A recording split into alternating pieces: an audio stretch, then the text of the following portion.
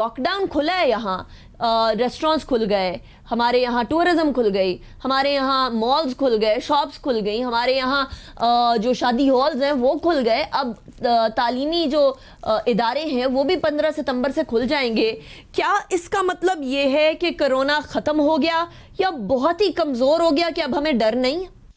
जी, ये सच नहीं है। इसकी कोई साइंसी दलील इसके ऊपर नहीं है कि ये वायरस कमज़ोर हुआ है। ये वायरस वैसे का वैसा है। इसकी 5-6 डिफरेंट टाइप्स दुनिया में सर्कुलेट कर रही हैं, लेकिन उनमें से किसी टाइप में हमें ये चीज़ नज़र नहीं आई कि वो एक टाइप कमज़ोर हो दूसरे की निस्बत। इस वायरस ने हमें ये लेसन दिया कि आजिज़ी अच्छी चीज़ है। देखिए, उसकी स्ट्रैटेजी ये है कि मैं तो कमज़ोर हूँ, मैं तो 1% से कम लोगों को मार रहा हूँ, मेरे से डरने की क्या ज़रूरत है। लेकिन आप नंबर्स देखिए कि मिलियंस, 20 मिलियन के करीब लोगों के टेस्ट पॉजिटिव हैं और शायद असल तादाद 200 मिलियन के करीब हो पूरी दुनिया में। तो हमें बहुत एहतियात करनी है। हमें ये बिल्कुल नहीं सोचना कि वायरस कमज़ोर है, हमें ये नहीं सोचना कि हमारी इम्यूनिटी बहुत मजबूत है, क्योंकि हमें याद रखना चाहिए दो महीने पहले जब हमारे अस्पताल भरे हुए थे, तो ये सारी चीज़ें they go out of the window. उस वक्त हम फिर पैनिक मोड में चले जाते हैं। तो हमें दरमियान में रहना है। हम कभी एक एक्सट्रीम पे चले जाते हैं कि ये तो वायरस बिल्कुल फ्लू की तरह है, इसकी फिक्र ही नहीं। कभी हम दूसरी एक्सट्रीम पे चले जाते हैं कि दिन में 4-4 दफ़ा कपड़े बदल रहे हैं और घर आने से पहले जूते उतार रहे हैं। तो क्यों ना हम दरमियान में रहें और सब एक एहतियात के साथ ये सोच के कि शायद इसको अभी साल 2 साल और लगें, उस एहतियात के साथ अपनी ज़िंदगी को एडजस्ट करें। अच्छा डॉक्टर साहब, मुझे ये बताइएगा कि अगर फॉर एग्जांपल हमारे यहाँ बहुत सारे लोग हैं जो एसओपीज़ को बड़े अच्छे तरीके से फॉलो कर रहे हैं और बहुत सारे ऐसे हैं जो कि बिल्कुल ही फॉलो नहीं कर रहे। अगर एसओपीज़ फॉलो नहीं होते तो कोरोना से एक बार अमवात बढ़ने का और केसेस बढ़ने का खदशा है, या आपकी नज़र में कोरोना अब इतना म्यूटेट कर गया कि अब वो उस तरह का ख़तरा हमारे लिए पोज नहीं करता? जी, अल्लाह का शुक्र है, फ़िलहाल अगर केसेस कंट्रोल में हैं, जो मैं सुन रहा हूँ पाकिस्तान में कंडीशंस बेहतर हैं, डेटा अच्छा आ रहा है। लेकिन मेरा ख़्याल है अप्रैल 2021 से पहले हमें किसी किस्म की भी एहतियात को छोड़ना नहीं चाहिए और डिक्लेयर नहीं करनी चाहिए विक्ट्री, क्योंकि अभी आगे सर्दियाँ आएँगी।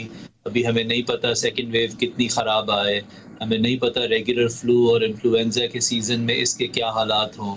और आपने देखा है कि वो मुल्क न्यूजीलैंड और सिंगापुर और साउथ कोरिया जैसे मुल्क जिन्होंने ऑलमोस्ट परफेक्ट कंट्रोल किया, वहाँ पे भी दोबारा इस वायरस के असरात निकल रहे हैं। तो बिल्कुल ये ख़त्म नहीं हुआ, हमें अभी बहुत एहतियात की ज़रूरत है। ठीक। अच्छा डॉक्टर साहब, आपका अपना पर्सनल एक्सपीरियंस, आप अमेरिका में हैं, अमेरिका बड़े बैडली हिट हुआ है इस कोरोना वायरस से। सबसे ज़्यादा अगर किसी मुल्क के अंदर केसेस हैं तो वो यूएसए के अंदर हैं। क्या आप तब्दीली देख रहे हैं इस वायरस में, जब शुरू हुआ तब से लेकर अब तक जो उसके सिम्टम्स हैं, जो उसकी प्रेजेंटेशन है, वो कुछ डिफरेंट हुई या वैसी ही उतनी ही सीवियर है अभी भी? जी, ये बड़े डिफ़िकल्ट क्वेश्चंस होते हैं और मैं इसमें हमेशा हर गवर्नमेंट का एहतराम करता हूँ। कई मुल्कों ने मेरे से राय ली इस पे, क्योंकि आई अंडरस्टैंड, मैं अपने एक अस्पताल में हमारे 3000 के करीब यहाँ पे मेंबर्स हैं, हमारे 200-300 मरीज़ हैं, और मैं जब हम मैनेज करते हैं अपने कमांड सेंटर को, तो मुझे अंदाज़ा है कितने डिफ़िकल्ट प्रायोरिटीज़ को बैलेंस करना है। सो जहाँ तक गवर्नमेंट्स के डिसीजंस का ताल्लुक है, मैं टिपिकली उनका एहतराम करता हूँ हर मुल्क में और लोगों को भी यही कहता हूँ। लेकिन साइंस क्या कहती है? साइंस हमें ये कहती है कि अगर आप इंडोर गैदरिंग्स करेंगे तो ये वायरस फैलेगा। साइंस हमें ये कहती है कि अगर आप हजूम में जाएंगे बगैर मास्क के तो ये वायरस फैलेगा।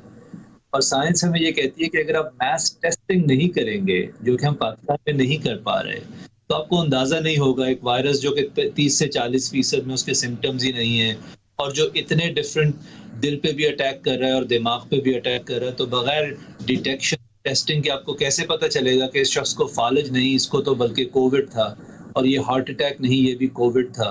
तो इन सब हालात और फैक्टर्स को देखते हुए जो एक इंडिविजुअल कर सकता है वो ये है कि एसेंशियल कामों की तरफ रहे, लेकिन बहुत सारी चीज़ें जो ज़िंदगी में नॉन एसेंशियल होती हैं, बाज़ार जाना, शादियाँ बड़ी-बड़ी करनी, अपना-अपना प्रायोरिटीज़ है। लेकिन मेरा ख़्याल है ज़िंदगी बहुत बड़ी प्रायोरिटी है, हमारे बुज़ुर्गों की ज़िंदगी बहुत बड़ी प्रायोरिटी है।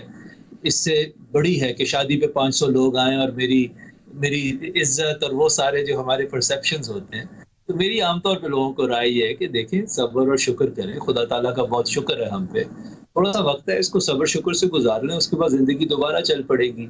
अभी बेहतियाती करने का इंडिविजुअल इनफरादी नुकसान भी है और कौमी नुकसान भी है। अभी बहुत एहतियात की जरूरत है। डॉक्टर साहब ये बताइएगा कि लोग बड़े इज़्तिराब का शिकार हैं, जानना चाहते हैं कि कोरोना वायरस की वैक्सीन कब तक मुतवक्के है, कब तक हम एक्सपेक्ट करें कि कोरोना वायरस की वैक्सीन कमर्शियली अवेलेबल होगी? जी देखिए अनीका, वैक्सीन के आना एक चीज़ है और किस दिन वो आपको मिल जाएगी ये दूसरी चीज़ है। तो इसके दरमियान में हो सकता है 1 साल का डिस्टेंस हो, और ये बड़ी ज़रूरी चीज़ है क्योंकि लोगों को जितना हम सच बताएंगे उतना लोग प्लान कर सकते हैं। सबकी ज़िंदगी भी इम्पोर्टेंट है, लोगों की लाइव्स इम्पोर्टेंट है और मुल्क की प्लानिंग भी इम्पोर्टेंट है। जहाँ तक वैक्सीन का ताल्लुक है, अमेरिका में मेरा ख़्याल है कि पहली वैक्सीन रिलीज़ हो जाएगी इस साल क्रिसमस से पहले, नवंबर-दिसंबर तक वैक्सीन मेरा ख़्याल है अमेरिका में आ जाएगी।